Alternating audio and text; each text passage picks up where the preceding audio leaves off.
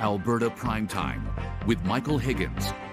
Welcome to Alberta Primetime. Ahead tonight, our politics panel on a strike by Alberta government workers being averted.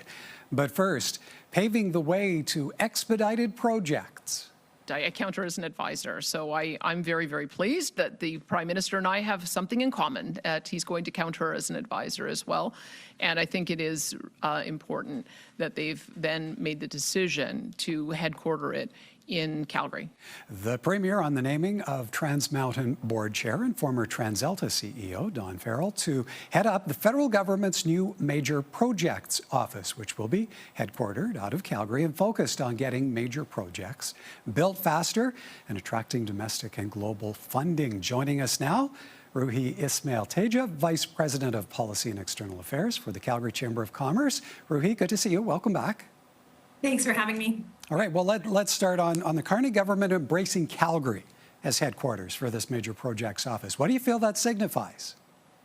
Well, we're very excited about the selection of Calgary as the home of the Major Projects Office. It signals that there's a recognition of the level of expertise here in Calgary on building major projects and the bench strength across several sectors, particularly in the resource sector, but agriculture is included within that, critical minerals, transportation. And because Calgary companies, so many Calgary companies are federally regulated and operate across the country, whether it's WestJet flying people around the country and beyond, or major energy producers who are obviously shipping product right across the country.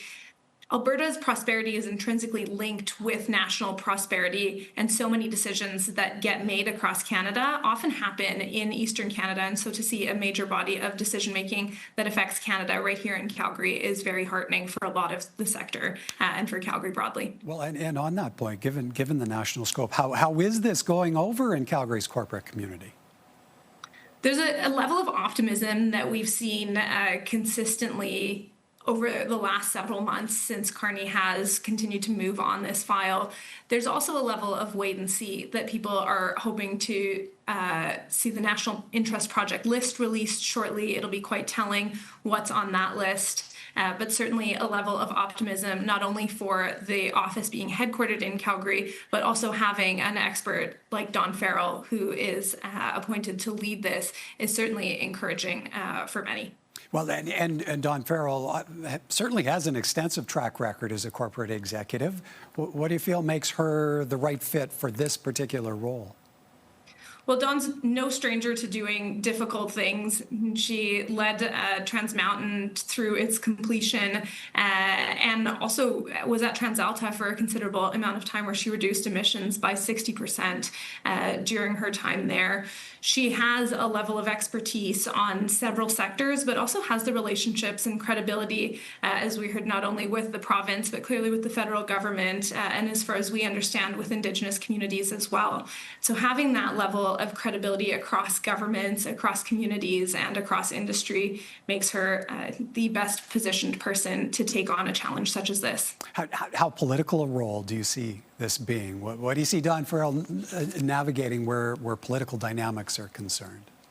I think there's always going to be political dynamics at play, but this is one of the areas where we've seen a lot of alignment between levels of government and a sense of where we need to go as a country in getting major things done and projects built. And so having a common goal, I think, helps depoliticize it quite a bit.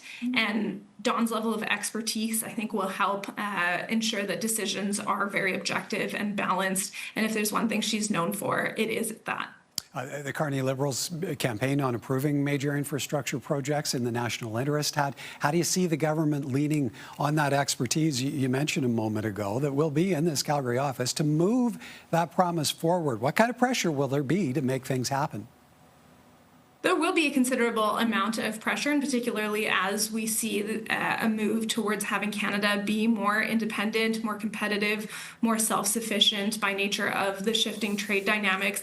There's a level of support right across the country for building things and ensuring that Canada is a leader in several areas and across several sectors.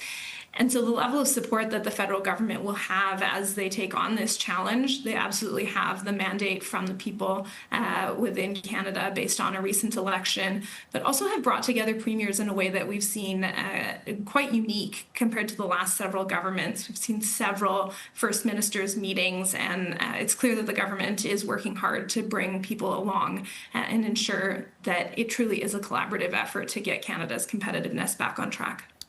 Now, the government has yet to announce any projects, but as you mentioned a moment ago, something's coming. And the Prime Minister's office has indicated the first set of projects will be revealed in the coming weeks. Where do you think that leaves expectations where Alberta and the energy sector are concerned?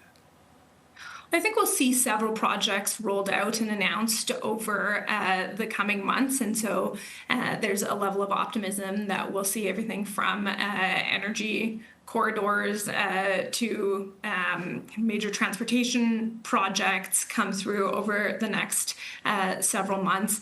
It's also balanced with an expectation that the federal government will move on some of the key competitiveness areas, and some of that is around existing legislation that impacts not only this list of projects, but everything else that Canadian businesses are working to move forward. That includes everything from the emissions cap to the Impact Assessment Act, clean electricity regulations. And so I think we'll see a balance in expectations on both that national interest project list, but also the regulatory changes that will accompany it.